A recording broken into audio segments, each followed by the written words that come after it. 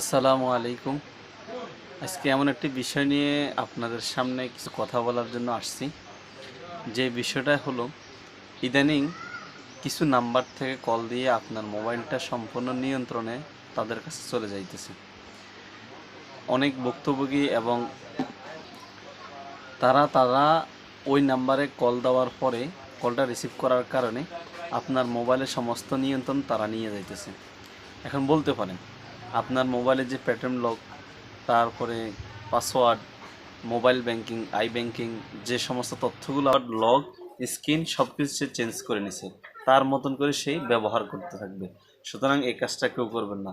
অবশ্যই SI Jahangir Alam sir অবশ্যই সুন্দর করে এই বিষয়টা আমাদেরকে খুবই ভালোভাবে বললেন। আমরা তার ভিডিওটা একটু দেখব। আসসালামু আলাইকুম।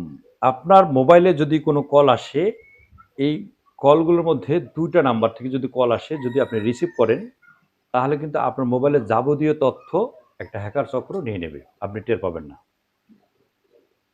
বিভিন্ন ধরনের কল আসে। অনেকের মোবাইলে বিভিন্ন ধরনের কল আসে। সারাদিনে বিভিন্ন অনেকে ব্যবসা করেন, অনেকে চাকরি করেন, অনেকে অনেক ধরনের ফোন আসতেই পারে। কিন্তু ২ টা নাম্বার থেকে যদি ফোন আসে, এই ফোন দুটি রিসিভ করুন। যদি রিসিভ করেন, সেক্ষেত্রে আপনার মোবাইলে যে কত দিয়ে লক করছেন, ৪ সংখ্যা বা ৬ সংখ্যা দিয়ে লক করছেন, সেটার লকটা তারা জেনে যাবে।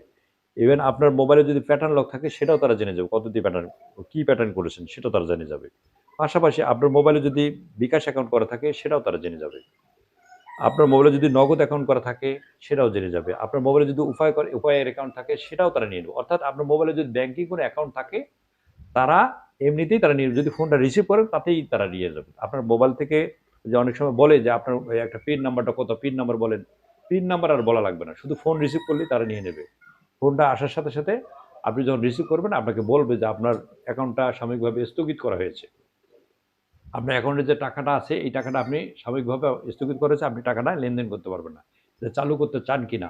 এই ধরনের কথা বলবো। অথবা আপনার মোবাইলে একটা ভুয়া মেসেজ দেবে যে আপনার মোবাইলে আমার ৫,০০০ টাকা গেছে, টাকাটা যদি ফেরত দেন। এই ধরনের কথা বলবে। অর্থাৎ কথা বলতে, বলতে আপনাকে এনগেজ করে ফেলবে। ৫-৭ মিনিট বা ৩ মিনিট যদি এনগেজ করে ফেলতে পারে, এই ফাঁকে তারা আপনার যে তথ্যগুলো আছে, তথ্যগুলো তারা নিয়ে নেবে। নিয়ে আপনার মোবাইলে যে টাকাগুলো আছে, তারা সব টাকাগুলো নিয়ে নেবে। বিশেষ করে যাদের মোবাইলে, যারা অ্যান্ড্রয়েড মোবাইল ব্যবহার করেন, যাদের মোবাইলে WhatsApp এবং Instagram অ্যাকাউন্ট আছে, তারা কিন্তু আরো বেশি বিপদে। তাদের থেকে আরো বেশি